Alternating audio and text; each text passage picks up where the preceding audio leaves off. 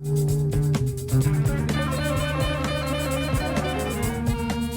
welcome to the Never Iron Anything Comics Review podcast.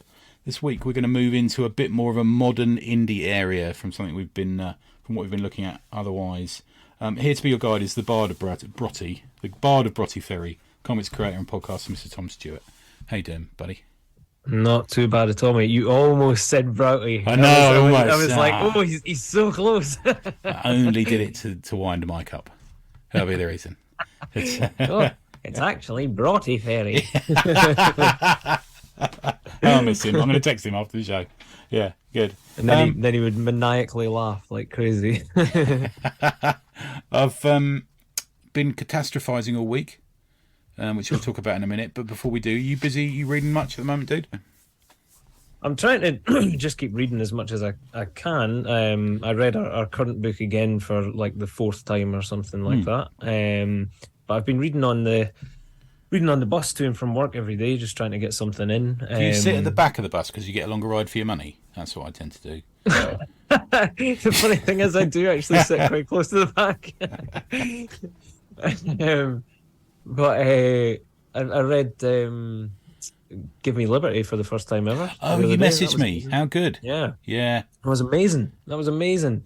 Absolutely loved that. But yeah, I've just been trying to fit in. I just, pick a random one and then just take it on the bus with me. Yeah, I like doing that. See if I can get through it, sort of thing. Yeah. I've got a couple of long boxes of like comics I bought at Comic Marts that I haven't maybe got round to. So I'll be reading a random issue of Mr. Monster, and then I'll read a random issue of House of Mystery or something like that. So I quite like that. Yeah, it keeps it fresh. Yeah, I did a bit of a clear out recently and sort of sorted out some of the shelves and just picked out stuff that I maybe had read but couldn't remember and stuff, and I've put them in a separate pile to read like now. And if they're not as good or whatever, then I'm just passing them on. Okay. So I've got like what I'm calling the immediate to read pile that's going down bit by bit. So yeah, trying to get through as much of that. Yeah. I find I'm keeping like a record of my yearly read. Are you doing that again this year? Yeah, I started it in October, so I've done it for a month at a time. But I thought I'm going to do it for a year, and it's a bit of a weird one because I've moved into reading more online now, and I do read the odd web comic, but mostly it tends to be people I follow on Patreon or Instagram type stuff. All right, okay. So it's the odd thing. Are you reading Ben Morris? He's back to what we mean by yesterday. Is that right? Yeah, that's right. Yeah. I've been. I haven't kept up with it as much as I did previously, right. And I don't know if that's just because of how long he took off with it. Yeah. Or I don't know, the kids that he's writing about just now. I'm just not as taken with it, but I am still looking at it every day. It's still coming up at the very top, so I'm obviously engaging with it every day. Yeah, I'm kind of dependent on the algorithm realizing I want to watch it or read it. Yeah. It's a weird one, isn't it? Because we spent all those laborious, long fucking days with that previous character with the mullet, becoming a true man, and then he gets mugged off in the first couple of episodes, doesn't he? Yeah, and like a weird daydream thing that I was like, what? Yeah.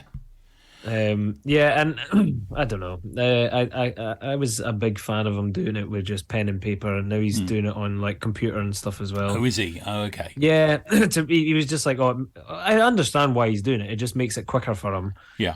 And also he kind of gets to neaten up a little bit if there's things that annoy him, but I like that rushed nature about it. Yeah, it looks a bit cleaner, doesn't it now? Definitely. Yeah. I don't know. Okay. It's that whole old punk in me being like, "You sold out, man. You've cleaned it up. It's too corporate." That's what it is. Yeah. That's not the Fantagraphics way. Even though it is really, let's face it. Yeah. Even though it is literally just 4 panels on Instagram, one of the biggest social media things ever. Yeah. Like, collecting all your personal data. Yeah. Have you read Paul Rainey's new book? No, I followed along with that when he was doing it on Instagram, believe it or not. Oh, okay. I haven't read it yet. No. That Why Don't You Love Me? Yeah, that's the one. Yeah. Yeah. So when he was posting up his pages every Sunday at that point and saying like, oh, it's an Aces Weekly or whatever, but we're like so many weeks behind. I was following along that way, so I had it on Twitter and Instagram just following it that way, and it was tremendous. Okay. It was really, really good. I really enjoyed following along with it that way. I keep meaning to go and get it as well, because I genuinely said to Paul Rainey at that point, like, I am getting this when it comes out, and I've still not fucking got it. It was funny actually, because I was reading him in Viz today, so he's in the new Viz. He does a story about Ricky Gervais. Oh, like, yeah, he talks to the animals. Yeah, there's one in it. The one that today is he goes into a shop and he says, I'd like some hot cross buns. And they said, well, we're really low on hot cross bun stock. You can only buy it if you're a Catholic. And he's like, he's conflicted, you know. And he says, no, I'm definitely a Catholic. And someone walks in and goes, are you Ricky Gervais, the famous atheist? Yeah, and they say the cock will crow 3 times, and you'll claim, you know, you'll turn your back on atheism, and the cock crows. You know, it's a bit like that. It's a bit mad. But it's all right. I think I've got a page of his from Viz, which is like, do you remember like there used to be like thingy men and motors, and it would be women sitting there like trying to encourage people to ring in so they can talk to them while they jumped up and down on television. You know, the old classic, you know, men are all wankers, women take advantage kind of story. And I think he did one about that. I've got it somewhere in my art case. I must dig it out, actually. Yeah. Men and Motors. Oh, my God. You're taking me back now. That station was hilarious. It was so funny. Oh, I remember a mate of mine, he used to work in, I think it was in Soho when he was there. And the floor below them was, I'm going to say, is it Babe Station? Is that the name of it? Yeah. And he said, but all the girls in Babe Station, he said, they all smoked. So everyone in his office took up smoking so they could go and chat to them when they're in dressing gowns in the car park. Yeah. Babe Station. Babe Station. Holy shit. Yeah. I think Men and Motors at that time changed to like the lads that had like the kind of Fast and Furious type cars. I think it was called like, I can't even remember what it was called. It was something like, it wasn't Maxim, but it was something like that. It changed to that after a while. And then that lost luster after everybody was like, oh, we'll watch these fucking Neds going about in cars. I want the women jumping up and down. I want live TV when they used to have the News Bunny. Do you remember that? You're a bit young. Yes! Yeah. That was amazing. And then they'd have like topless prehistoric darts. That was another thing they have. Yeah. And then they had small people doing the weather, and they did it on a trampoline so they could point at Dundee. That was exactly. Yeah. That was basically how Channel 5 started as well.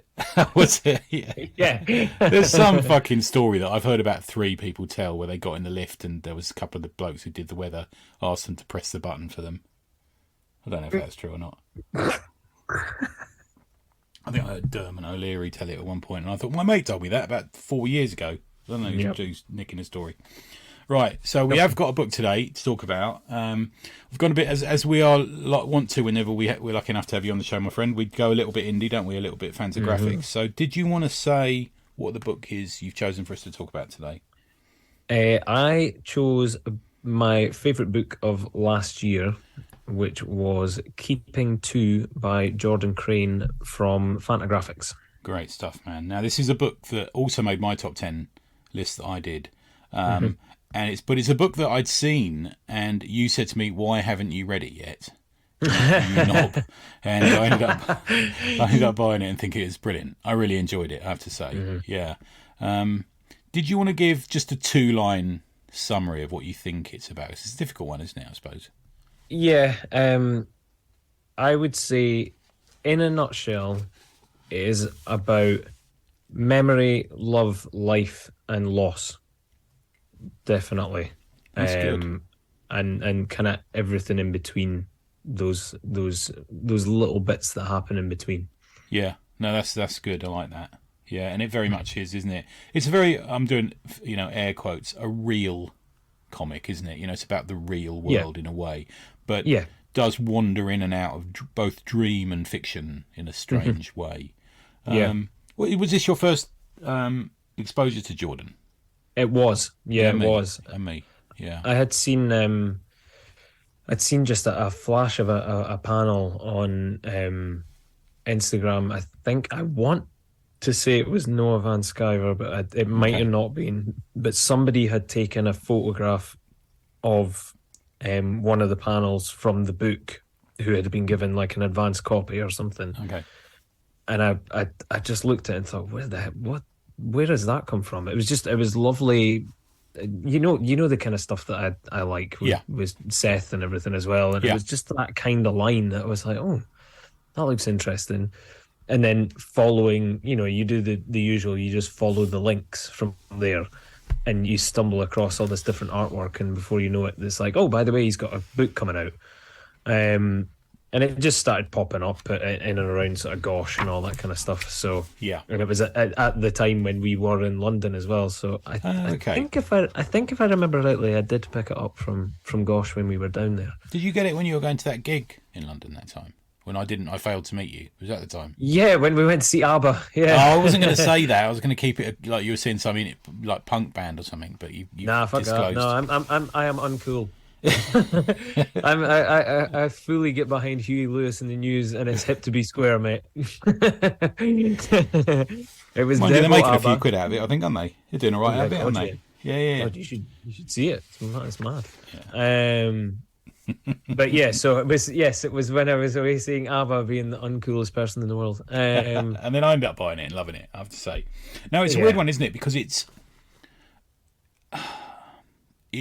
easy to mistake certain elements of it, which we will be careful about spoiling in this, I think. But it's ostensibly about two couples, one real and one who leap out the pages of a book that of the female in the first couple is reading. Yes. Now, I didn't notice that book thing on my first read, I'll be honest with you. Did you not? No, weirdly. I don't know why. It just... Okay. I was kicking myself on the second read. I just thought it was two parallel couples that kind of knew each other. Right, okay. Or the first couple kind of knew of them. Right. But it's a really difficult one to talk about, isn't it? So the first couple get home after a car journey that has been fraught with arguments. Yes. Like quite vicious, real arguments. I think Crane says were based on a number of arguments he has had with within his family. And then when they got home, he volunteers to do the washing up, and she decides to go out to get a movie. This shows how long it took to make, because I think this has been basically in the making for 20 years, wasn't it? Yeah, it has. Yeah. She goes in to get a video at the video store and buy some food for tea, and she's gone for ages, and he begins to catastrophize. I looked up what that meant. Belief that you are in a worse situation than you really are. About what has happened to her, and it's almost flights of fancy about it. Almost he's living his life without her because she's gone missing, and stuff like that. It's thoughts that I think a lot of people tend to have about people that they care about. Yeah, like just when you're left with idle time on your hands, like with him with just doing the dishes or whatever, and being in the house alone, it is things that you do tend to think about. Like, it is what most of us go to, because we all share it. We all share mortality. We all have this thing of like, what happens if I die? What happens if somebody dies or whatever? And these thoughts do just rumble over you without even meaning it. Yeah. And when somebody like that, like his other half, is out of the house for longer than he expects, obviously what he's jumping to is things like, what if she got hit by a car? What if she got robbed? There's all this kind of stuff. Yeah. And it is that. Like, we all do it. Everybody does it at one time or another. I think the guilt builds a little bit because they've both been a little bit horrible to each other, haven't they? As well. Exactly. Yeah. We've got, it's another thing that this book is relatable near enough every single page, because there's another thing that we in life have done with someone at one time, regardless of the situation. We've all been in arguments. We've all thought about what happens if we lost somebody. We've all been on exhaustive car journeys. We've all felt a severe sense of actual loss or something at some point. There's something that's happened, and it's just extremely relatable on every page. But what gets me with that as well is that Jordan actually tries to give you those senses and feelings on, like, every single page in just 6 panels. Yeah. That doesn't really break that structure until nearer the end. That's true. He's tied to that strict structure of 6 panels per page, until about maybe less than 20 pages before the end or something, and maybe 30. Yeah. And then it breaks that structure. Yeah, to quite a long little period of, single image pages and stuff. It does stretch that bit out. Mm-hmm. Yeah, it's a weird one because two things really. One, it plays out in a large amount of time as real time. A large amount of pages it plays out as real time. So we watch him washing one plate, washing a cup. This sort of thing goes on. But due to that, it draws you in as a reader and is incredibly anxiety inducing for the reader. Did you find that? Yeah, very much so. I think what helps with it as well is the pacing of it, like that, like you're saying, it's just them like washing one dish or maybe grabbing for a crisp or whatever. Yeah. Those things kind of pull you in more to it, like actually pull you into the pages and put you more in the moment, because you're sort of seeing his hand grabbing the crisp, but he illustrates it in such a way that you can kind of feel the way it's making the noises and everything, not necessarily without him actually having put the sound effect in. There's sound effects of him chewing or whatever, but you can feel those little bits just with the graininess that he gives it. Like with the dishes as well, he's really bubbled up the soap and all that kind of stuff, and he does the water in like sort of almost like rope, but you can almost hear it. Yeah, you're very much in the moment with it, aren't you? Yeah, and really that helps induce that kind of anxiety on top of it as well, and pulls it out, is the fact that he's really immersing you in the character at that moment. You are that person as you're going through it.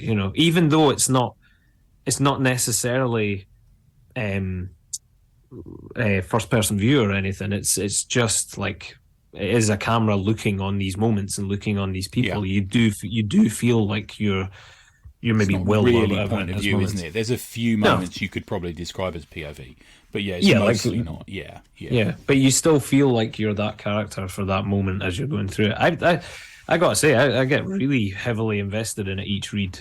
I don't know how he does it, but like I find myself like 60 pages deep, and I'm like, wow, I've been there. You know what I mean? Like I'm in his kitchen. It's mad. Well, I've read it 3 times now. I've read it twice in hard copy, but I was on holiday last week and I forgot to take it with me, so I read it as a scroll on Comixology. Oh, okay. And that is a really interesting experience, because with this book you almost sometimes can't turn the pages quick enough because of the way that you personally travel through these people's story. It's almost, it's not animation because it's comics, but you need to keep up. But with the scroll, it's a weird one when I'm sort of pushing the screen up on my iPad. It's an interesting one. Yeah. I get that. I completely feel that. The first time that I read it, I could feel myself sort of coming to the sort of crescendo of the end, and could feel myself flicking the pages faster and faster and faster, and getting frustrated when I couldn't get the last couple. You know what I mean? I was like, come on. Yeah. Because it's a new book, all the pages are sticking together. I'm like, oh God, I wish I'd flicked through this first. You know what I mean? That's interesting. Yeah, that's what you mean. So, right, so you and I have listened to a number of interviews with him, some better than others. Yes. And he is quite a talker, quite enthusiastic, quite funny at times, but there is a genuine darkness to this book that I think is worth tackling, because there's a lot of suicide fantasy in it, isn't there? Yep. Really strong stuff, because what he does is he immerses you in these characters, and then he has them killed or kill themselves or fantasize about killing themselves. Yeah. Yep. It's a lot. It is a lot of fantasy, but because of that, because he knows how vivid people's imagination can be, he depicts it in full frontal. It's people actually, knives going into necks and gunshots and blood, and it's actually a very violent book for something that the subject matter only, like the subject in the story of the book only really happens over the space of like a 4-hour period, and is really just in all actuality a kind of more of a mundane kind of experience that's just Yeah. somebody really just thinking going about a house for the majority of it. It's a really violent book. It's a really, really violent book. There's a Yeah. lot of, like you say, a lot of fantasy, murder, and suicide and everything, and it's depicted right on the page, right in front of you. Yeah, yeah, and it's I know in the real interview he did, he was talking about how he's kind of got he's had to develop a coping mechanism, not just for doing this comic, but because his mind goes to those sort of dark moments. Yes, yeah, I remember him saying that right enough. Yeah, Yeah, the emotional content is very high. So I suppose we should give a message to people if they want to read this. There is suicide, and most notably, which I found most affecting, was the way that he displays death. So no spoilers. The other couple, who were the couple in the book, that the lady and the original couple are reading, is she has a baby that dies, and the baby is done as a sort of outline silhouette ghost character that attaches itself to him as he's driving, this sort of thing. So giving us the impression that it, and other things, they do it with the dog, don't they, later as well, is always with them. The weight of the death is always with them. yeah. Incredibly moving, I think. It is. He even does it when he's thinking of the fact that he may lose his other half, and how she might have disappeared. She is then depicted as this outline of standing beside him as well. Yeah. It is really affecting because, I mean, for anybody who's ever experienced loss on any sort of level, you do always feel like they're, that people always say like, oh, they're always with you, and it's like, it's easy enough saying that, but genuinely, people do carry that weight with them a lot of time. Like you said, it's a weight, but it manifests itself more in the physical form and shape of the person or the animal or any the loved one in general. They do really manifest themselves. I mean, get personal for a second. Obviously, I lost my dog recently, and I do carry that a lot. I go about the streets and I still see them, you know what I mean? Like, and it's that thing of like, you can almost physically feel them as well as just the kind of the presence or whatever. It's almost like you can actually feel them, brush past your leg or whatever, even though it's not, and your rational mind tells you that it's not. And him depicting that as just dotted outlines. Yeah, it was so good. It was actually, it's so interesting as well because it was actually just an absence of color on the page. Yeah. So not only was it the absence of the person, he's also just drawn an outline and stripped the color out of it entirely and given you a white object. Yeah. So he's really fully given you the it's a great shorthand effect, isn't it? It really is. Yeah, it is. Yeah, he's taken it all away and then just left you with this dotted line, Yeah. So you've got a number of things here. We've got anxiety and we've got loss. But what makes it almost doubles up the effectiveness it has on getting at me is what he uses guilt so much. So we've got the guilt of the woman going out after the argument they'd had in the car, and he really pushes the buttons on that argument in the car, and they go back to it, don't they? And it's a really about don't drive so close to the car in front and all this sort of thing, and people are laughing at her when she has a go at driving. And then you also have the regret of the imaginary couple because he goes to a conference when her waters break, and he's got that guilt which she pushes his face into because they're both hurt adults, and they want to hurt each other and lash out a little bit, and just the guilt is it just hangs on your chest when you read this book. It's sort of really strong like that, I think. And that add to that, you've got regret as well. It's just terribly painful to read. It's not funny at all. He actually says that he'd rather have added a few more funny moments, I think, on an interview I read. I think it would have just completely stripped it though. He has said that, and when you listen to him talking about it as well, like the few times he does actually talk about keeping to in depth, he does say that like, if only we'd had a couple of lighter moments or whatever. And he seems quite a sort of upbeat figure Very much himself. so. Yeah. Yeah. Which is always, I wonder whether he's covering for something there somehow. You know. I definitely think he's covering for something, because there's times when he's talking, I feel him getting lost, and it might just be me projecting when I hear it, but there is times that I feel like he's lost as he's talking, and it's almost like he's in that moment thinking like, "Well, I need to keep this up." You know what I mean? Like I need to keep this going. You notice in some points when he was talking about it, he went very silent as well. So he very much considers a lot of things, which I think translates really well into the book as well, because he clearly considers life on, and like I say, a sense of mortality or something on some sort of introspective level that he then puts on in the pages of this book through these characters.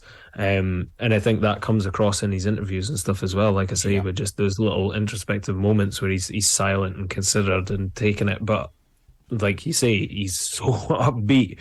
For him not to put in more jokes in it, it is quite strange, but it just wouldn't have carried that much weight if he had.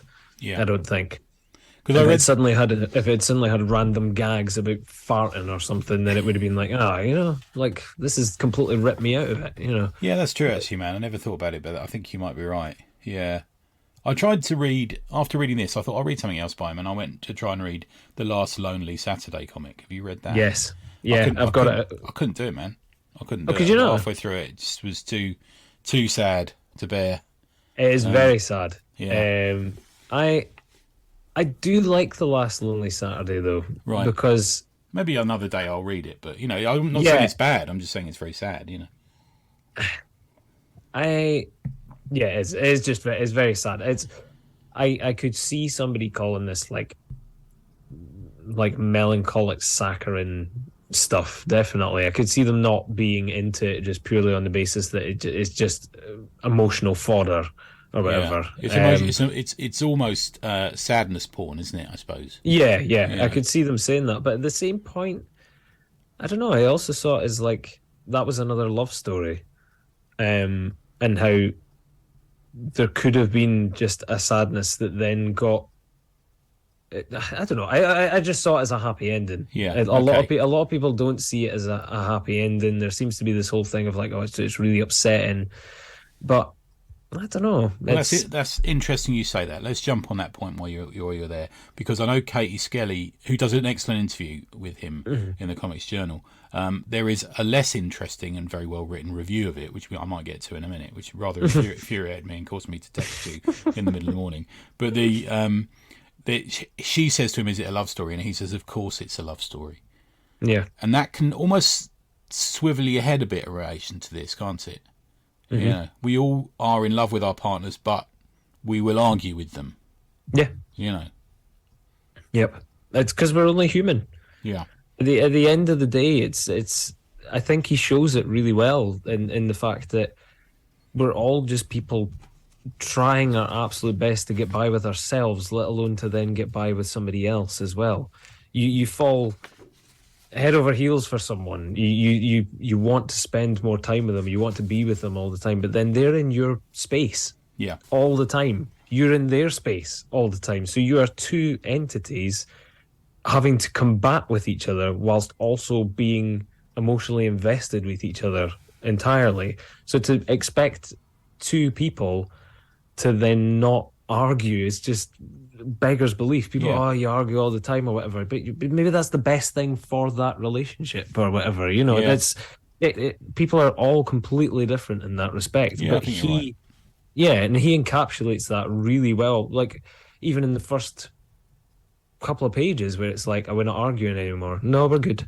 Yeah, I mean, like because it's past. That's it. It's just that they were both stuck with each other in a car in a busy area, both frustrated as hell, trying to get home. They're both just angry in general. They are two people that are just angry, and then they've taken it out on each other because they're literally stuck in this tiny cube beside each other in probably some form of heat, because it doesn't look like any of the two of them are wearing jackets. Yeah. But it's so personally idiosyncratic as well, isn't it? By, this pair of, they kind of, because they know each other, they're so comfortable with each other, they can just say, we're not arguing anymore. Yeah, exactly. Yeah. But that's the thing as well. That shows, to me, that shows the loving element of it. Yeah. That they can just drop an argument so quickly. Is the fact that they understand each other so much. Even when they're going through the phone and stuff as well, like, oh, my mum's dog died, or somebody died, and they just kind of shrug it all off. But then there's like him thinking about like, oh, what if she had freaked out about it or whatever, and there's that recap of the conversation that never actually even happened. But he's thinking like, oh, in his head he's going like, it would just be like her to say this at this moment, and then it's like, well, no, that's you projecting what you would say onto her. There's an interreliability between the two as well, because they know that they can lean on each other for these issues that have turned up, and that's why he's telling her. And exactly. But there's also the thing as well of like them both retracing each other's steps at the same time and stuff as well. It's just just to get back before we move on to that tracing steps, because that's another interesting part of it that I wanted to ask you about is when he said, of course it's a love story, I went, of course it is. It's almost got a Shakespearean ending. I won't spoil it for the imaginary couple. Yes. He very sacrifices himself for her in a way. We think. Yeah, it's very much like that. I also love that he then puts he almost puts himself in, like, as a writer in the story there for the reader, because he's got that little line that's like, I don't know if it's maybe going to be a wee bit of a spoiler here or not, but I'm going to say it anyway. Yeah. He does that little bit where he says, it leaves it with, what is it? It leaves it with the two of them at the end. If they die, it's you that's killing them. Okay, interesting. Yeah, because his hard heads are moving the fiction onwards, because it moves away. The camera moves away, doesn't it? Yeah. Yeah, they're talking about the book. And he's saying, "Oh, but they die at the end," and she's saying to him about if they die, it's you that's killing them, because it never reaches that point. Like, as far as she was concerned, the boat comes back, whereas as far as he was concerned, they were just going to die there. That was it. That was the end. And it was like, well, that's your narrative on it. And that was almost like, I felt like that was almost him saying, whatever you take away from this book, it's whatever happens afterwards, it's you that's giving the conclusion. That was almost that. It's one a great little comment bit. in all fiction, isn't it? Really, all fiction ends at some point, unless you're watching EastEnders for 500 years. It's all going to keep going. It's going to end at some point, and you got to think about what happens afterwards. It's interesting, man. So let's talk a little bit about the Comics Journal. The review by Lane Yates. I don't know Lane. I don't think I've read anything by them before. Lane didn't care for the book and stresses the violent deaths of women as fantasized by men. I did not read that into this at all. No. I think same. And he then goes on to about unhoused people as depicted as cruel monsters. Didn't read that in either. I just kind of feel that Lane maybe is overlaying his own agenda, or their own agendas on top of this. I don't know, Lane is male, female, or whatever, but he's overlaying their own agendas onto this narrative without really understanding it somehow.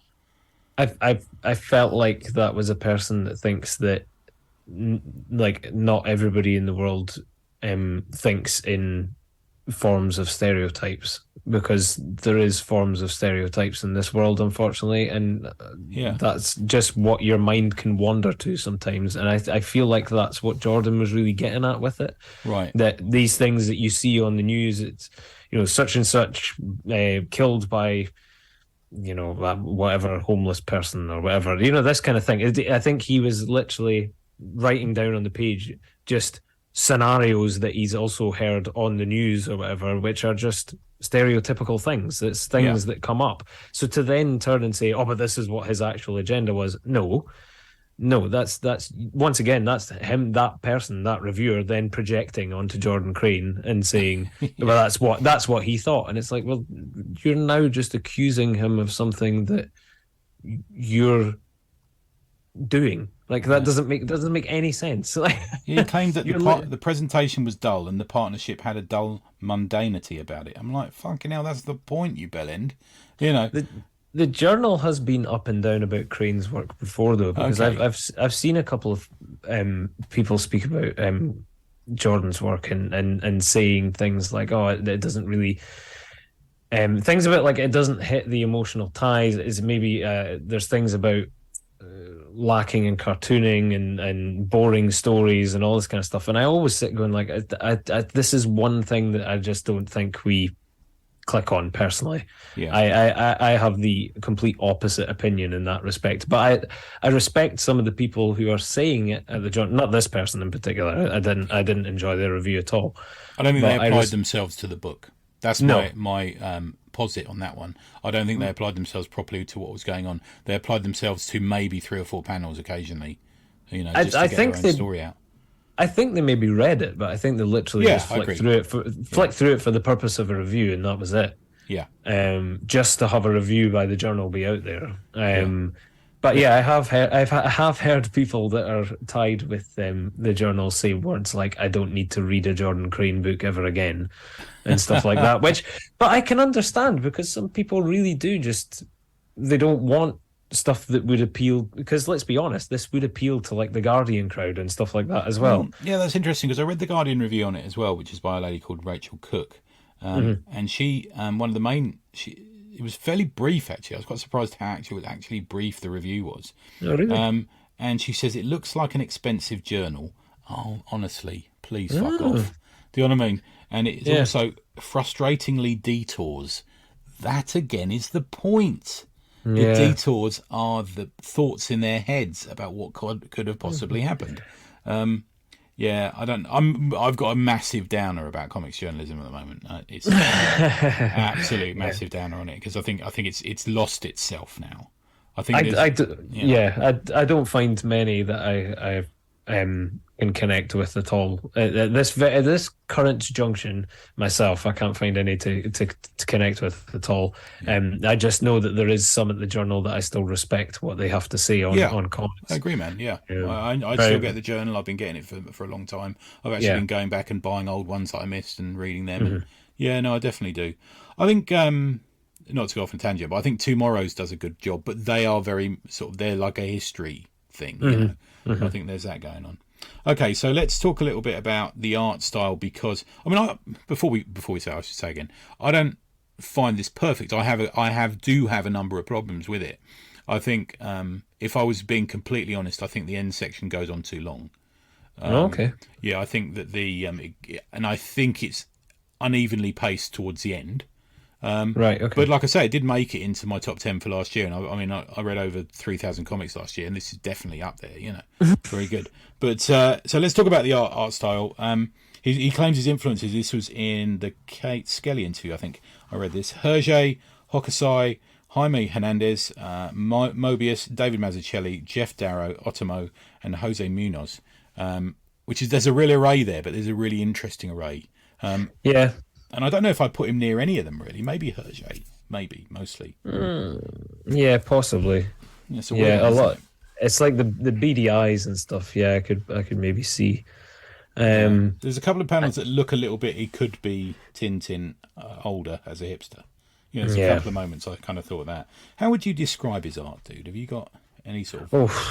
it's minimalistic, isn't it, in a way? So there's just dots for eyes.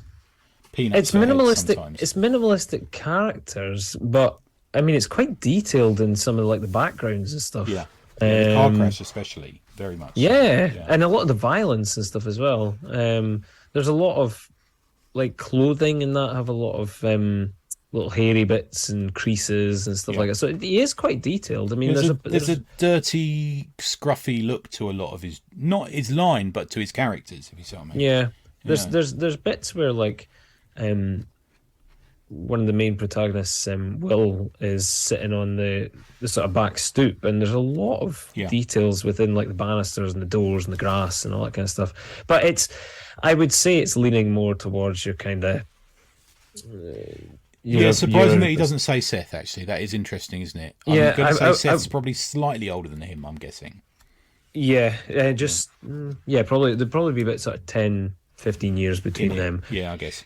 I personally would have said that he would have taken a lot of influence just off of some of his peers, some of his contemporaries, would have been like, say, Sammy Harcum and stuff like that. that's a good shout. I would have just thought they would have maybe came up in the same kind of Jack vein, Teagle, and maybe that's someone like that. yeah, and that's Yeah. how they've ended up kind of influencing each other. But maybe I'm wrong. You know, he's citing all these influences. Maybe it just they have very similar influences, and that's the case. But Yeah. that's where I would have came from it. That they've just kind of influenced each other. I can see Jaime within his work. Yeah. I can see the sort of the cleanness of the line and stuff in a lot of his work, and the I hair. love And Jaime. that as well. I'd love if Jaime did a book this size. For those who don't know this is the size of a hardback novel. So Yeah. in fact, almost slightly smaller without a dust jacket. And I actually love the size of it. I think if Jaime did a book like this, it would be a glorious read. Yep. Yeah. The rounded corners are fucking beautiful as well. Yeah. The little rounded corner. I understand the remark about it being a journal. I'm not going to say anything else on that because that was wrong-headed of that person to say that. But clearly a loss for anything to say. Yes. Say how it compares to the moleskin book they've just recently bought. Yeah, exactly. I do love that it's green. Yes, he said it was going to be green from the very beginning, didn't he? He said that it had to be green for some reason. Yeah, when he collected it, but it was black and white originally. Oh, was it? So it was collected originally in an anthology, wasn't it? He had an anthology, his own sort of one-man anthology called Uptight. Yes. Yeah. That he was putting out. I've got one issue of that. Okay. It's kind of hard to find at a cheaper price. Oh right. Okay. Yeah, it's a sort of book you would find in maybe the Beguiling or some shop like that. I'm guessing. Yes. Yeah. But the issue that I've got, I've heard him speak about, and he tried to get it to almost replicate almost like an Argos catalogue. Oh wow! Like that kind of shitty, cheapy paper, and it's just meant to be kind of battered about. And okay, that's the way he did it. Because I got it through and thought, have I got the wrong thing? Like it's just so flimsy and floppy and stuff. But I've heard him talk about it, and he genuinely just wanted it to be like a catalogue, right? That would flop through your door, sort of thing. So it was meant to be like that, but I think that's got a couple of pages of keeping two in it as well. And if I remember rightly, they're black and white. I've not got it in front of me because I couldn't find it before coming down. Okay. After it's saying like I was a manga bind up almost, like a weekly well, I mean, manga, it's like Shonen Jump or something. Yeah, smaller. Yeah, it's a lot smaller, but yeah, that kind of thing. Probably just slightly more satiny sort of paper as opposed to the kind of newsprint thing. Yeah, it's like thicker paper, isn't it? Yeah. But it is lovely. So talking to the colour, actually, I was surprised he went with green all the way through. I'm guessing if it was me, for example, I would have used different colour for the different couples. I don't know why. Yeah. I would have considered it at least. I think. Yeah, is that a bit too on the nose? Maybe I don't know.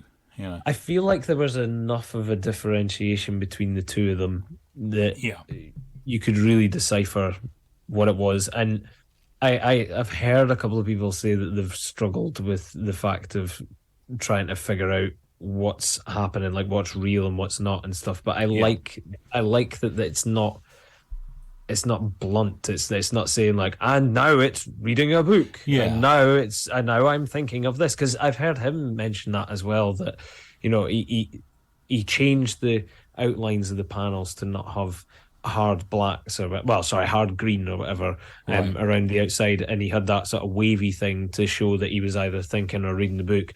And he said that's my version of, and then he thought. Yeah, it's a bit like. I was thinking it's a bit like when Magnum's thinking about those days when he was in the NAM, and he get that sort of wobbly look to the screen. It's like, yeah, I know what you mean.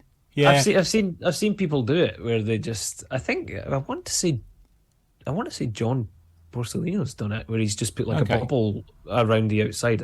I could be bullshitting. I know Noah's done it a couple of times as well, but there's loads. I mean, obviously that's a main trope that a lot of people have done over the years, to not write the words and then he thought, and just done like a bubble around it. But the way that he's kind of done it is just, it's a total absence of line entirely. He's just taken it away and then made the panel wavy. So he's basically just drawn the panel, but then it's almost like he's had like a tape or something over it in these shapes and then took the tape away. You know what I mean? Yeah. I was trying to think what I would put it next to on the shelf, and I don't know if this just occurred to me because I just saw online a clip of Essex County, but I think maybe something like those books by Jeff Lemire. There's a shorthand. Jeff Lemire's a lot scratchier, in his work. But I think maybe, if I was going to run a shop, that would be the little section for that sort of kind of art. Maybe some Chester Brown as well. Yeah, I would definitely, it would definitely sit next to, like I say, like Sammy Harcum and stuff like that. I'm trying to think of who else. Paying for it's a similar actually package, isn't it? Almost, It is very much so. Yeah. I'm trying to think of what it was beside when I picked it up. But gosh, I think it was just in like the new releases of the week or whatever. Yeah. Maybe Jeffrey Brown. Maybe a bit of Jeffrey Brown somewhere. Yes. Yeah, definitely with Kachalka, Jeffrey Brown. Yeah, that kind of thing. Yeah. Actually, even Leslie Stein, with I Know You Rider and stuff like that, and fucking hell, Bright Eyed at Midnight and stuff like that. They've got the same kind of small hardback aesthetic to it. That's drawn in quarterly though. That's not Fantagraphics. Although Fanta have done a couple of her ones as well, but that kind of same thing. It's that small hardback, and the same kind of like, it's 6 panels, but with her she just doesn't have it defining as panels. It's just watercolor images that then work out as panels. You know what I mean? Yeah. But it's the same. I would definitely. It's the same kind of aesthetic. Put it that way. It's the same. It's the same kind of aesthetic, cover wise, and possibly with story sort of interior wise as well. Yeah, it's a little bit more polished than a previous book we talked about, which was Box Office Poison with Alex Robinson. Mm-hmm. But I'd like to point out again that you've done me again. You've bent me right over, because this is another one where a dog dies. I know, and I didn't even think about it. But this one, maybe that's why we both connected to it. Do you know what I mean? Yeah, maybe it is. It's the little panel of the shadow of the dog running as well. Fuck, I was in tears. Oh, honestly. Mate. Yeah. In tears, honestly. I was sitting on the bus and I'm going, it's ridiculous. But yeah. Do you know what he's got planned next or anything? No, I've got no idea. I don't know if he's got another Uptight that he's working on or what. He seems to be, for a guy that has been going for quite some time, there's not actually a lot out there. There's not, is there? No, I was thinking that myself. Yeah, he's not super prolific, is he? Yeah. No, there's a load of stuff that you can get if you go digging. Like he had an anthology series called Non that he did for a while. Yeah. He's got a couple of kids' books. He did like illustrations on like covers of like diaries or whatever. He's done stuff like that. Like if you were a real hardcore collector, you'd go and get them. And he obviously Uptight, but not a lot more. And maybe mention it now. So he's a California creator. He lives over there. Probably seen as coming into the comic scene when he edited and contributed to Non. Previously published The Last Lonely Saturday, which you mentioned earlier, Cold D, which you can actually find OA for about $100 at the moment. Ooh. It's not too bad. The Clouds Above, which is an all ages kids book. So Keeping Two, this book we're talking about, appeared in part in the Quarterly Uptight, which he also produces. So like you say, there's not super amount there. I think we miss a lot of stuff because it's that kids stuff. We don't necessarily see it. Some people do that, don't they? They do kids stuff. Yeah, it's also that American comics alternative sort of stuff that I don't think we really get much of over here, especially considering this story's been going for like almost 20 years. In those 20 years, it's only been in the last like maybe 5 or 6 that we've started to get more of that stuff over here. We didn't get like Uptight. I could probably bet on my life that we didn't get the first like 5 issues of Uptight over here at all, unless somebody was buying them very special. But I don't really think Gosh were on top of it back then. Even now we might be lucky.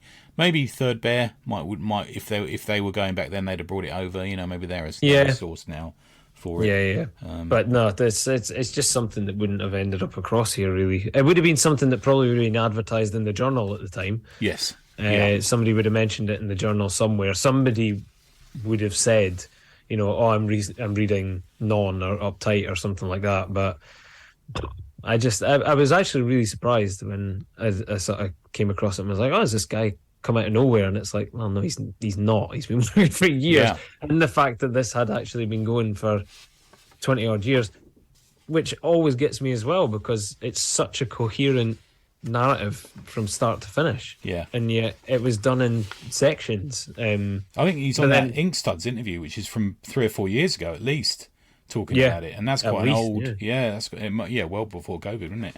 It's a funny one. Go on. I want to say that's 2016. Could well be. Yeah, I think you're right, actually, man. Yeah. It's a funny one as well, because we waited all those years for it. You know, although we didn't really know it was coming, and then he must have think, right, finally I've released it. You know, I'm happy now. And then it got stuck on a tanker, didn't it, for ages? Yeah, never made its way anywhere. Yeah, stuck on that bloody boat that got stuck. Oh, was it that one that got stuck in the? Was it the Panama Canal, whatever it was? Yeah. Oh, right. Yeah, it was just sitting on that in a big crate. Imagine the shit that must have been on that boat at the time. I bet that boat was probably 10 times the size of the amount of people who've used that as an excuse. It's unbelievable. But yeah, apparently Fanta had a load of stuff on that to start off with. They did actually say that, like, right at the start. It got stuck and they were like, oh, I hope our stuff isn't stuck for too long. And it was like, was it a month or something went by, and it was like, yep, still nothing, you know.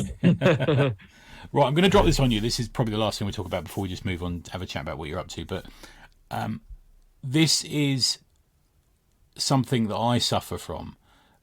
Having been through a comics reading period where I never really saw or heard any creators talk for long stretches of my life, comic reading life. I've recently listened to, I think it's 3 or 4 podcasts that we sort of shared, each of us, with Jordan on. I would rather not have heard from him, I think.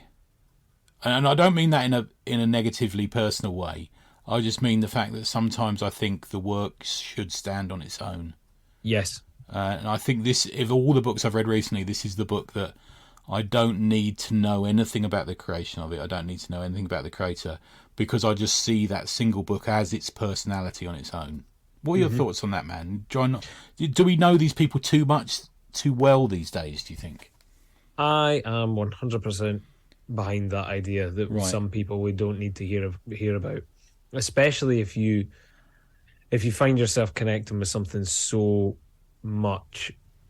When they give any little bits about process or anything away, it sometimes ruins aspects of the book, because you go, oh, that's not what I really thought like that was at that point. And then you can't help but think about that when you then read it from then on out, and it's like, oh, balls. Like, I've kind of ruined that for myself. And this is from a person that likes, like, I like listening to comic book creators. Man. It's all we do, isn't it? We listen to it non-stop, and we talk to comics creators, and we make comics ourselves, and talk about it constantly ourselves as well. Exactly. So I know it's slightly hypocritical, but somehow, occasionally I think, they're not ruined, but occasionally I think I didn't need to listen to, I don't know, Chris Claremont talk about the X-Men.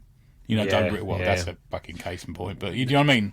There's a little bit of that, there was definite bits of this that he mentioned. It was just even a bit like hearing his frustration about, oh, why did I have them set in a video store? And I'm like, why is he annoyed about that? Yeah, I wasn't annoyed about that at all. I like that. No, not in the slightest. And I thought, like, was that a product of so many years ago? And like, it would have been annoying at that point. And I don't know. It's just little bits like that. I don't need to hear about that. And yet,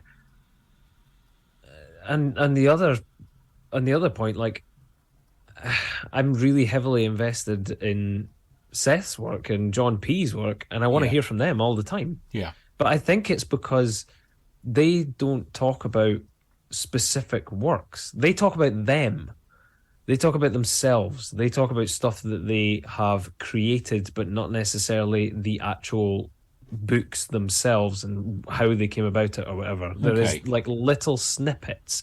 There's little tiny things like how he came up with the name Clyde fans or whatever, or John P about you know, what happened in his divorce, but they don't go into specifics of the actual whole work. They find a way of just talking about themselves and art as opposed to the actual work that is being focused on. Whereas Jordan really, I feel like he focused on keeping two over the years a bit too much. And people asked him I feel like people asked them all the wrong questions that just gave too much of an in-depth answer about keeping to itself, that it just almost touches on. I don't want to say the word sycophantic. That's not what I mean. Yeah, okay. That's not what I mean. But there's a bit too much of an at. investigation in it. I think a lot of there's a number of creative elements to a comic. You know, the main ones being the writing and the drawing of it. But I do think there's a creative element to the reading element of it as well. I think we make up our own stories to a certain extent, do we? You know, this is why sometimes I find it would be interesting to read something from someone who is just a pen name, and get invested in a work, and then for people to try tracking down that person and find out that they don't exist. Yeah, like it would be so much better to have that, but we put a lot of weight behind these names. Personality these days. Yeah. It's the last. Most of these people are the last sort of people I want to be stuck in a lift with. You know what I mean? I think conversely, there's that argument. I was chatting to Helena about this, and I chatted to Dan about it. You know, there's an element of like obscene self-indulgence by a lot of comic creators these days who just absolutely, they not only love to talk about themselves, but they also seem to point at themselves as being some kind of second coming. Yeah, you know, and it ultimately just completely puts me off them. And the best that we've talked about this a few times, and we were tweeting about it on the run up to the 400th for the ACP, is some of our favourite people are the people who come on and talk with you, not just about themselves at you. You know, like they're showing interest in, like Pat and Mark Miller. Pat Mills and Mark Miller are the prime examples of it. You know, not only do they ask you about stuff, you know, and they chat to you about their books and what we thought about it. I remember Mark saying, "What do you think that is about? Like people at the end of their lives, you know, being, you know," and I'm like, well, I love the fact he's asking me, and he's challenging us to think about it, because he doesn't quite. You know, he's trying to make it right in his own head. And also both those people and all of our favourite ones stay on for a bit and have a chat as well. You know, I think when we get people on, and I hate to say it, but I think it's mostly writers, we get them on and they're just totally about themselves, and they seem to think they have to be this sort of selling machine, and they don't. You know, your comics will sell themselves to me if I like you. Like, it's a horrible thing to say, but that's an element of it for me. Yeah, it's all, at the end of the day, it's all about connection, though, isn't it? Yeah, people just want to connect with these folks. They want to connect with more than just the work. They want to connect with the faces and the people that are behind them. It's just a shame. It's what we do day to day, and it's kind of what we chase it, man. We do. Yep. I'm the first to admit it, but yeah, I know. It's kind of what, in a way, it's kind of what Keeping Two's about as well. I know it sounds. It sounds like I'm just tying it to the book, but it is kind of about that. It's about connection and everything as well, you know. Yeah. About these two people being connected, but we're always searching for it. We're always searching for it, and whether it's on that surface level of trying to just connect with somebody that we admire, or if it's trying to connect with somebody that we love, or whatever, you know, it's always about connection, and I think that's a slight undoing of us in that respect as well. Yeah, I think maybe as well as we're connecting with the characters in the book, whilst they connect to characters in a book, and I think I like that element. I think that's an interesting. But I don't think I need to hear from Jordan. Oh, God bless you, man. Do as many interviews as you want. Not down to me, but personally, I don't think I need to listen to you talk about this book anymore. He seems like a very nice and enthusiastic guy, but I think if I have to hear about him drawing something for his kids' school and stuff again, I think I'll scream. That's slightly on us for going and looking. Totally. It is, but I completely understand where you're coming from. But I do make that mistake though, of like seeing the name pop up in a podcast that I follow or something, and going like, oh yes, I'm going to go listen to it. And then before I know it, I'm like, I don't know if I like this very much. You know, like not necessarily with him. I enjoyed the interviews I did. Yeah, I actually found at least one of the interviewers much more annoying than him. I don't think you gave him a chance. But yeah. So it's me interrupting you. Sorry. But yeah. No, at all. No. But it's true that like some of my favorite folks, some of my favorite people in comics as well. Like I can't listen to them talk at all, because I think this is going to put me off of it ultimately. This is really going to put me off. I've heard some folk, and I've got maybe halfway through an interview with someone and been like, "Nope, stopping now." Yeah, me because too. I can't. Yeah. I can't. I want to keep reading their stuff. I find their work interesting. I feel that that's where their output is best. That's where you get the most emotion and you get the most out of them. Them talking, they aren't very eloquent. They don't have a lot to say.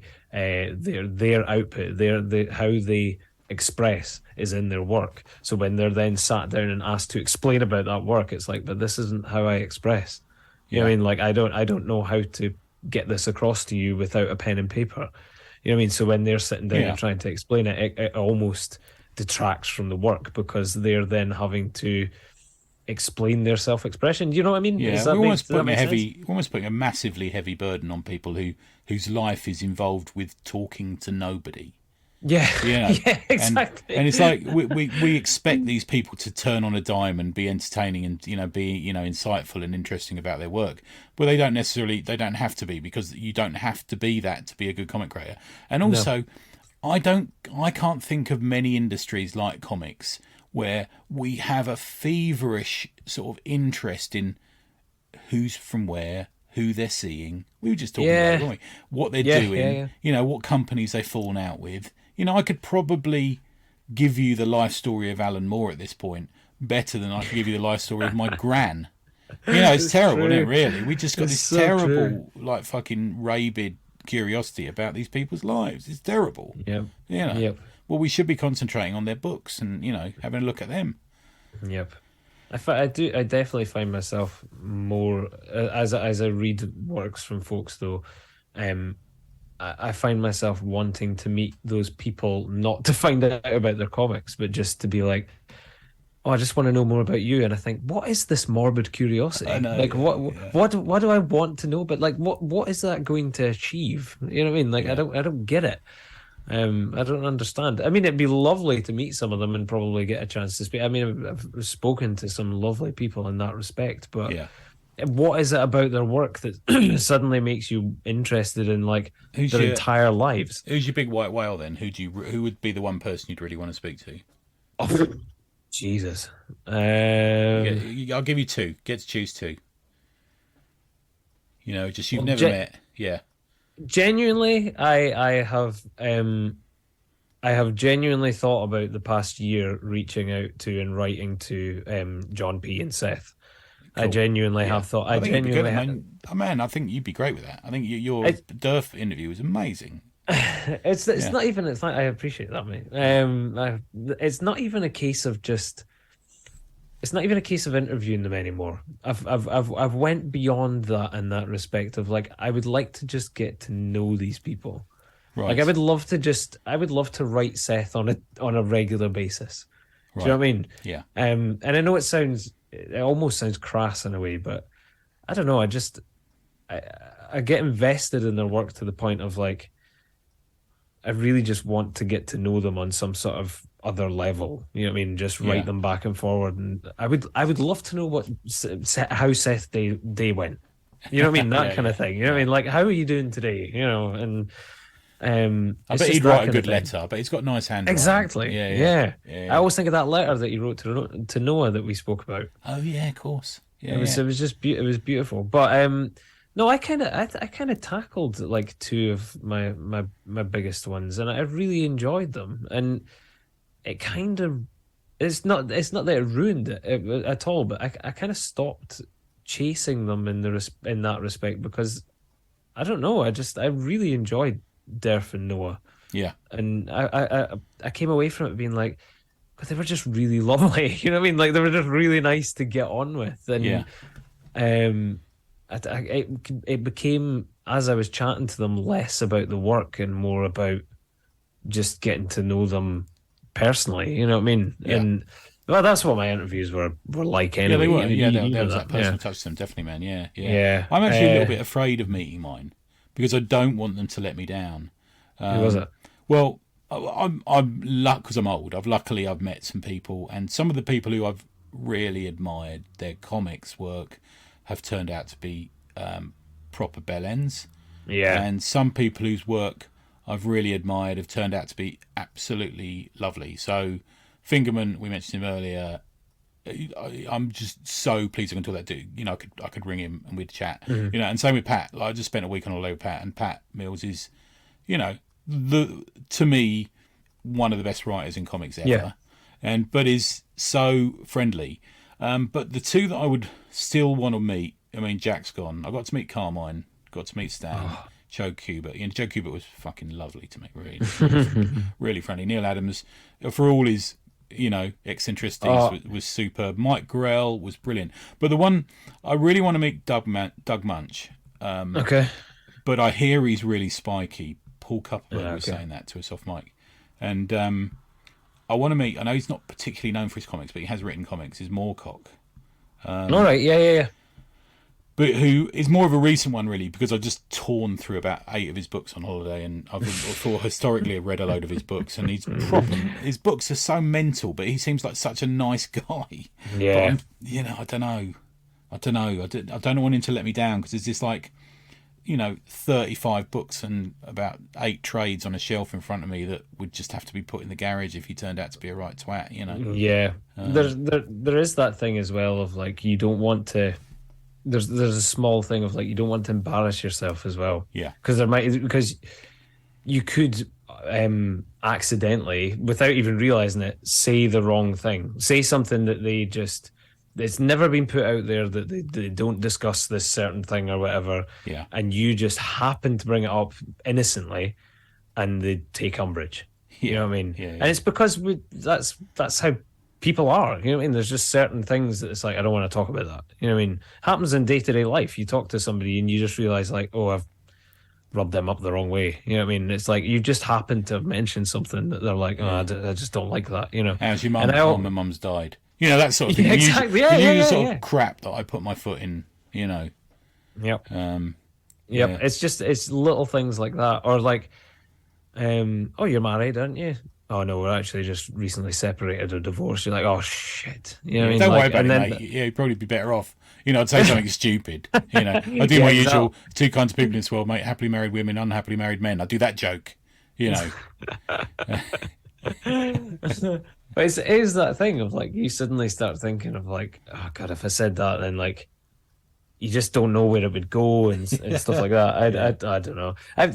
You've said this now, but like, who's your white whales? And I'm sitting going like, I've said Seth and John P, but Seth and John P are the ones that I really just want to write. I'm now I'm rattling through people in my head. Like, yeah, I'm sitting going like, well, Alan Moore, you know, Dan Klaus. I would love to chat to Leslie Stein. You know, and Nocenti, like all these people. And I'm going like, fuck, I would love to speak to loads of people. Yeah, there's all these sort of people. Yeah. less said on that, the better, mate. Lillian Kelly. We had a conversation about good old Mrs. Kelly. Right. Yes. Let's talk a little bit about you. You've just had an episode drop. Did you want to just mention what that's about, dude? It's in my downloads. Yes, that was on the great Alan Grant. Good stuff. Which was obviously totally gutting that he died, but also slightly gutting for me because I was meant to come up and record that one with you when there was yes. Was it a plane strike? Or there was a strike, wasn't there? Do you remember? No, it was the Queen's funeral. Of course it was. Yeah.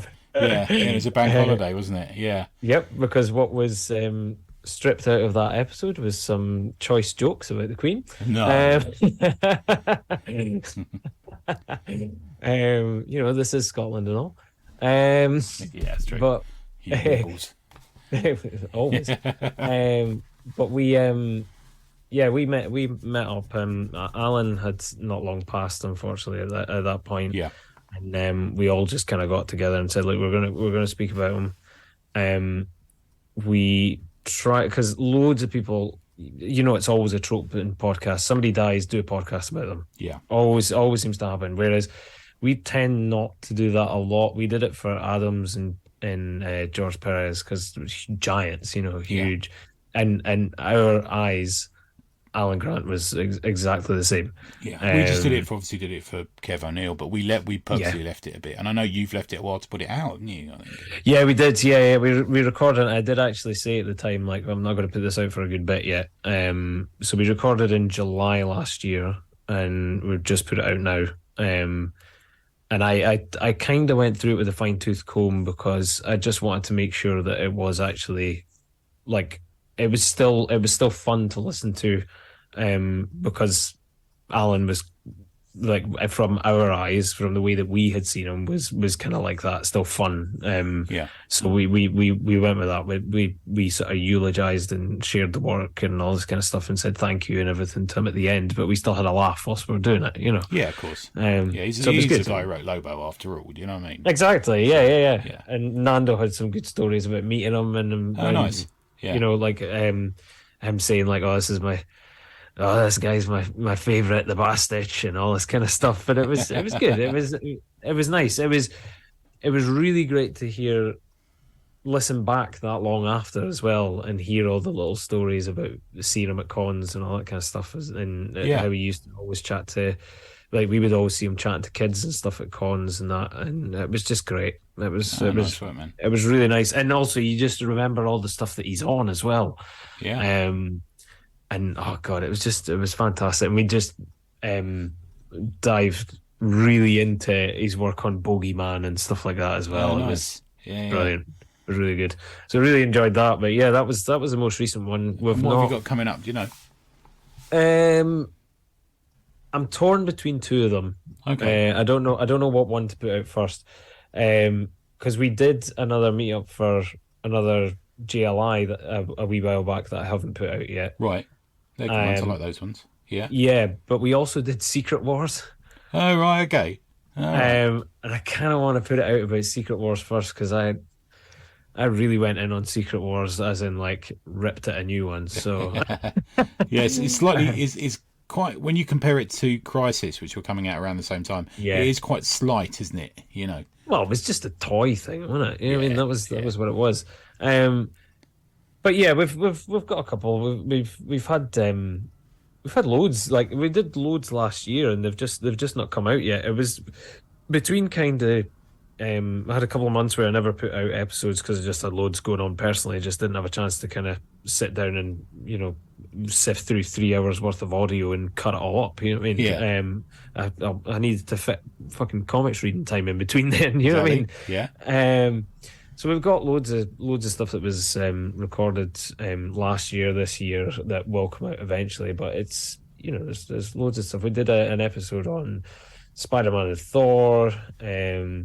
We did the GLI episode, like I said, Secret Wars. We did ones that was just like rants. We were just ranting about loads of stuff. About like people like ending runs and you know, the way they staple things and all that kind of stuff. It's just loads of really niggling stuff. God, what else? And what's the who we had?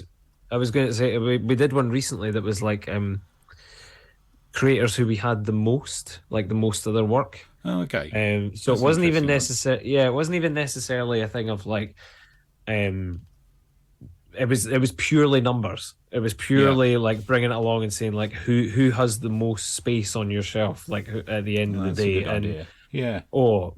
Nando and Mike both had like proper lists and names and going through them, and it was up in the hundreds. It was big time. Like I was like, oh, this is good. This is stuff, really man. good. That's what I like. Yeah, that's life really is. Good. Yeah. Oh, good stuff, man. And what about the comic? So are we going to see the new issue soon, or you just should? Yeah. I'm going to say it should be this year at some time. Okay. Just with like I had loads of stuff going on at the start of the year and stuff, so just I personally took just a wee break to not get involved with that kind of stuff, but got back into it, drew a page the other day. I know Mike's churning out pages left and right. When we announced it, he knocked up like 12 pages right there then and there, you know. Yeah. The cover's coming together. I think Nando's working on his just now. Dave's knocked loads of pages together. He's actually sending across scripts to some of us as well to draw, and we've done the same to him. Nice. Same with Mike as well. Like we've this is a real collaboration between all of us. This one, like properly, we've all got involved in all aspects of it. So even formatting the pages and stuff to go to print and all that kind of stuff. Like we've all taken it upon ourselves as opposed to having to, lump it onto one of us and saying like take it into Photoshop or whatever. We've all really learned off of each other. Yeah. So there's loads of that, and it's an all black and white issue as well. Oh, nice. Oh, good stuff, man. Yeah. Just keep it nice and keep it simple, keep it cheap, and hopefully we can get more pages out that way and not have to incur the cost of like color printing or anything as well. So, but yeah, we're just old school black and white, early 80s indie comics. Yeah, I like that. Yeah. We are trying to keep it as DIY as possible as well. Like I will be going to printers in Dundee and asking them if I can work with them to try and get it printed good. up. That's good, man. Keep it local. Try our absolute best and just keep our hands on it as much as possible. But yeah, it's just trudging along. We're in no rush, just like with the pod and stuff as well. Like I'm not tied to any schedules or anything. Like I can't be doing with the extra headache, to be honest. I know Dave. I always say to Dave, "What you got coming out on the pod?" And he goes, "I can't remember. We've recorded a load." Yeah, exactly. I mean, he's right in that respect. Like every time he says that, I was thinking, yeah, we haven't recorded a lot actually. There is loads. There's absolutely loads, but it's just actually sitting down and going through them and picking at them. But like that, none of them are time sensitive. Yeah. If they were time sensitive, I would just put them out right then. And yeah, there. You're not doing current links and current crowdfunders. Exactly. You're very subject driven, which is great. You know. Yeah, which also makes it like an evergreen to go and listen to. I think sometimes. You know? Thank you. Yeah. I can go back and listen to the JLA one, and JLI one, and all that sort of thing. Yeah, I get you, man. No, it's good stuff. I always enjoy listening to that, and I always text you as soon as Mike says something about what he says. I like to text you. Exactly. I keep meaning to ask you. What have you got? Further things that you're wanting to do with this? Yeah, well, interestingly, so I've got a line. I've got another one. Dave's suggested one. Oh, nice. I've got Tom Curry and the Don, Richard Sheaf. They've suggested some Euro goodness, so we'll be doing that. I've got to give them a date for that one. Nice. Next week, actually, I was going to mention before we finish. Next week is, thanks for asking, by the way. It's very kind of you. Makes a change, but not for you, but for some people. But the next week's our 3-year anniversary. So me and Al were going to do a certain book, but we reread it and we both went, I'm not sure. And so we're going to talk more generally next week about the 3-year anniversary, which has come around quick. Oh, brilliant, man! Yeah, that has. Yeah. 3 years. Wow. And also probably talk about your podcast and the Earth 2 pod and stuff like that. I love listening to that the Earth 2 guys. Oh, amazing, isn't it? Really good Absolutely guys. Amazing. Really, really intensive, nice bit of, and they put some editing in that. They've been doing some. I do like it when Pete, as I now call him, does like a lady's voice. I always say to him, he did some ladies' voices on that one. My stars and garters. Or when Mr. Steele does like a menswear reference. Yeah. Yes, I think I wrote them a review on iTunes and included a reference to a Britpop band of some kind. Yeah, that's brilliant. Yeah. Honestly, I love hearing those two divvying up like who's going to do what. Like I'll cover this one, and then somebody will end up inevitably with like a really Scottish accent. And they're like, why? They're like, why is he Scottish? Like we've got far too many of them that have suddenly ended up with Scottish, like in their outtakes. And he's sorry, fine, okay, I'll make him American. Yeah, I don't think I could do that. I think they're pretty good at those voices, aren't they? Yeah, really good. I honestly, I would love to join them and do one. I would love to do one. I'm going to put it out there. I've hinted at it heavily. I think with him before, like, if you ever need anyone, they do have the odd guest on, don't they? Yeah, they do. Yeah, they do. One. Yeah. I would love to do one. If they ever, I tell you, if Aquaman's popping up anytime soon, I'd love to do Aquaman. I tell you, 100%. Just putting it out there. I'm just saying to you, just between you and me, not that this is. I'd love to do Lana Lang. I'd love to do Lana Lang. Only because her first name reversed is more interesting. Do you get that one? Yes, I do. That is exactly why I went. Yes, you would love to do Lana. Yes, Lana. Yeah, cool. Yeah, good stuff, man. No, you've got a few things planned, a few things for the ACP. I think we've got the lady on from Lawless this week, I think, because Lawless is coming up and Dave Gibbons is obviously doing it. I keep meaning to ask, have you got any tribute stuff that's coming up? Yeah, we've got an anthology, actually. Funny enough, while I've been talking, Adam just sent me a drawing from the one I've written for him in it. Oh, lovely. Which, I don't think we're ready to talk about it yet because I'm kind of, he'll tell me off if I talk about it too much. Okay. But we've got an anthology. That's the next thing coming up. Herg 5's kind of written as well, but that's on the back burner at the moment. But Right. Okay. Yeah, we've got an anthology with people we like in it as well. Put it that way. Okay. Yeah, which is quite interesting. Obviously, we've got the DUI anthology coming up as well. That's on the way.